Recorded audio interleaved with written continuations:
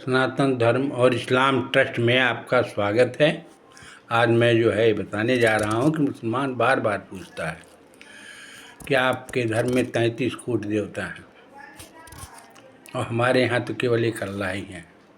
लेकिन मैं उनसे एक बात कहना चाहता हूँ कि ये तुमको ये सब समझना हो तो सीधे सीधे कुरान पढ़ो। कुरान में सारी चीज़ें लिखी हुई हैं। आज मैं उसी आयत के बारे में आपको बताने जा रहा हूँ जिसमें 33 करोड़ देवताओं का भी वर्णन है।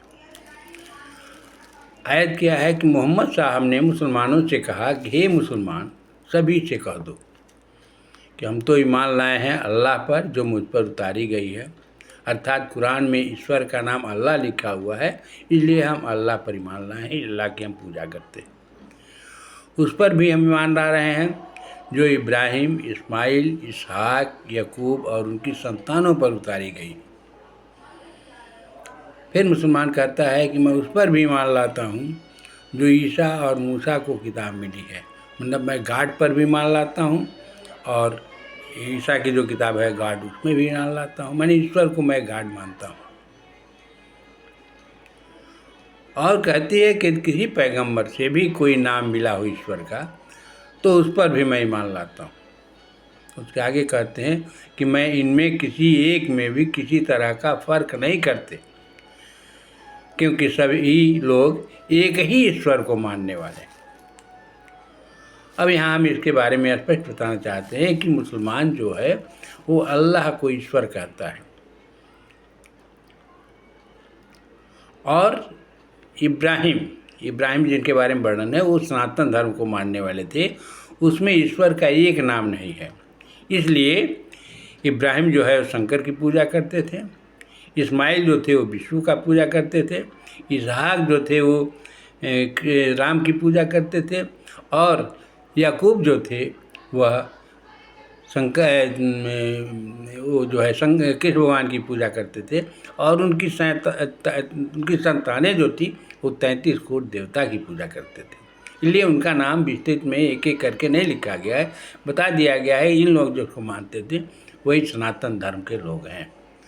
उसके बाद यहूदी जो हैं वो गॉड कहते हैं ईश्वर को, तो कहते हैं कि हम उस पर भी विश्वास करते हैं क्योंकि यहूदी की पुस्तक में गॉड लिखा हुआ है।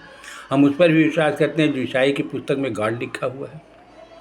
और हम इनमें किसी में फ़र्क नहीं करते। अल्लाह हमारे 33 करोड़ देवता, गॉड जो यहूदी किताब में लिखा है वो, या कोई और पैगंबर हो जो ईश्वर का नाम लेकर के अपना पूजा पाठ करता है, ईश्वर का नाम रखता है, तो उसमें भी हम किसी तरह का फ़र्क नहीं करते।